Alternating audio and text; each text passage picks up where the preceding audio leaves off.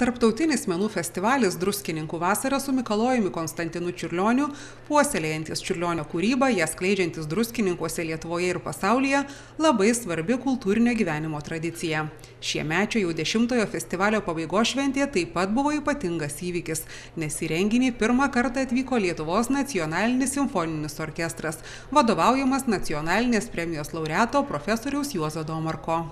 Kokie 10 metų nebuvau Druskininkuose ir turiu pasakyti, kad aš labai nustebęs, labai greit, tiek kiek man pavyko pamatyti įvažiuojant į miestą ir dienos metu, žinoma, mes atvažiavom, ne naktį, tai kadangi kiek nebūtų matyti, tikrai labai gražiai matosi, kad miestų šeimininkai yra tikri šeimininkai ir su tuo aš tikrai nuo savęs labai sveikinu.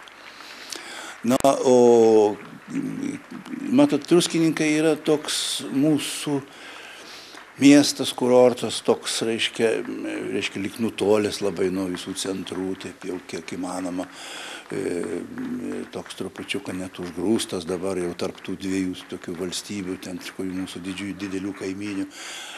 Bet tai yra vienas iš pačių žaviausių, na, žinoma, čia galima lyginti tik su Neringa ir su jos kurortais, kurie ten yra. Ir, žinoma, atvažiavimas kiekvienas žmogus gali tik tai pradžiuginti, nes nežiūrinti tai, ar jis iš Lietuvos, ar jis yra iš Rusijos, ar iš Lenkijos, aš manau, visiems tas būtų labai žavu pamatyti tą miestą, jūsų miestą, gražų miestą.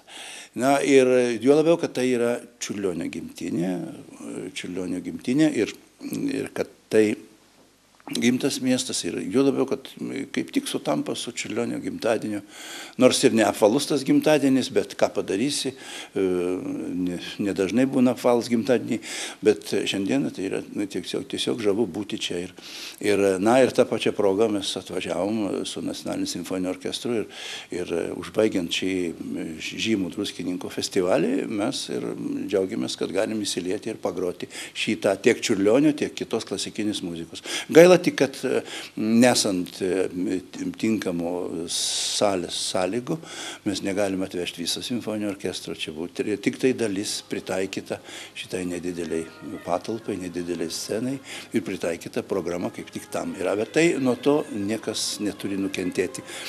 Tai muzika žavinga, ir Mocartas, ir Čiurlionis, ir Verdis, ir daug kitų kompozitorių. Gal dar tiesiog apie paties festivalio misiją. Ką jis reiškia muzikų bendruomenė ir visiems kitiems? Man atrodo, kad pervertinti bet kokį festivalį yra neįmanoma ir nereikia to daryti. Kiekvienas festivalis yra muzikinė gyvastis, muzikinis judėjimas, o muzikinis judėjimas tai yra žmonių kultūros plėtimas. Ir žinoma, Čiurlionio festivalis taip pat duoda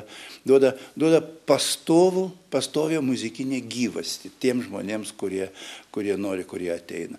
Lietuvos muzikų rėmimo fondo direktorė Liucija Stulgienė sakė, kad į festivalio renginius paprastai ateidavo ir jaunimas, ir garbaus amžiaus klausytojai. Jeigu būtumėt sakralinės muzikos valandose bažnyčiai, į kurias rinkdavosi įvairiausių pasaulio kraštų žmonės atvykę į Druskininkus gydytis, ilsėtis arba dieną kitoj pabūti, visada buvo pilna bažnyčia ir labai džiaugiamės, labai reiklių klebono, tik sakralinė muzika, graži muzika, kilni muzika ir dėmesys šiam renginiui.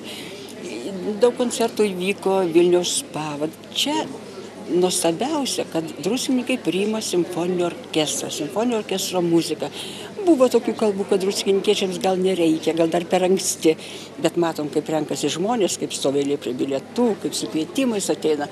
Tai be galo džiugina, nes atvežti į Druskininkus, tegul net pilnas simfoninio orkestras, nes yra tokios salės, kur tilptų visas beveik 100 žmonių orkestras. Mato, čia tik tai jo nedidelė dalis, bet profesorius Juozas Domarkas, žinomas pasaulio dirigentas, sugebėjo nedideliam orkestro sudėčiai paruošti puikią programą ir klasikinės muzikos, ir lietuviškos muzikos. Taip pat turėsim puikų koncertą.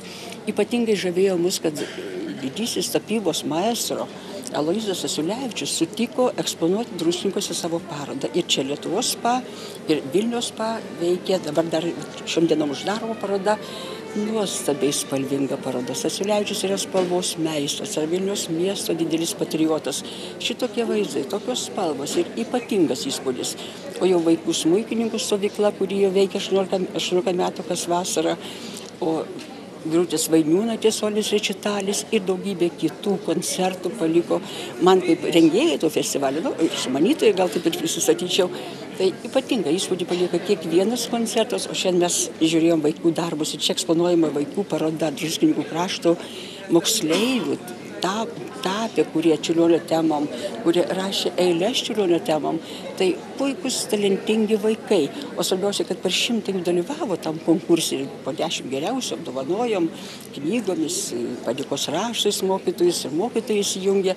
Ir man regis, kad baigėsi 10 festivalis ir per tą 10 metų druskininkiečiams jis tapo savu. Druskininkai tampa Čiurlionio miestu. Ir kaip profesorius sakė, pirmą festivalį sveikindamas, kad sunku sumastyti natūralesnį reiškinį, kaip festivalis Druskininkų vasara su Čiurlioniu. Druskininkų savivaldybės mero pavaduotoja Kristina Miškinienė akcentavo, kad Lietuvos muzikų rėmimo fondo iniciatyva jau 10 metų druskininkiečiams ir miesto svečiams suteikiami ilgai širdyje išliekantys susitikimai su Čiurlionio kūryba.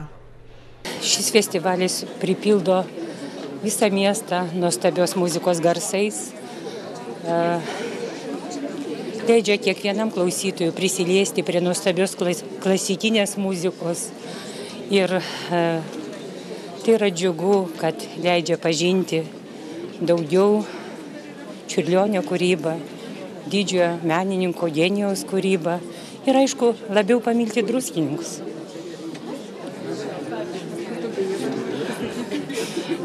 Šiaip labai tikiu, kad simboliškai Čiurlionio festivalį kiekvieną kartą baigiam Čiurlionio gimtadieniu. Druskininkiečiai kai kurie svajoja, kad taip taps graži tradicija Čiurlionio gimtadienį būtinai švęsti druskininkuose. Taigi vis daugiau žmonių, meno žmonių įvairiais renginiais stengiasi, kad ši diena taptų tikra Čiurlionio gimimo diena druskininkuose ir iš tiesų renginių kiekvienais metais daugėja. Tiesiog noriu padėkoti bendruomeniai už gražias, nuostabės idėjas, kurie garsina, šlovina mūsų miestą. Nacionalinio simfoninio orkestro vadovaujamo pasaulyje pripažinto dirigento profesoriaus Juozo Domarko, žymių operos solistų Astos Krikščiūnaitės ir Liudo Norvaišos parengta populiari programa Čiurlionio, Šimkaus, Dvariono, Mocarto, Rosinio, Leharo, Štrauso muzika nudžiugino įvairaus skonio klausytojus, nepraleidusius progos susitikti su didžiąja muzika. Lietuvos muzikų rėmimo fondo ir Druskininkų savivaldybės organizuojamas festivalis jau tapo tikra dvasios atgaiva klasikinės muzikos gerbėjams, noriai lankantiems festivalio renginius. Todėl po paskutinio koncerto visi skirstėsi jau planuodami susitikti 11-ame festivalyje Druskininkų vasara su Čiurlioniu.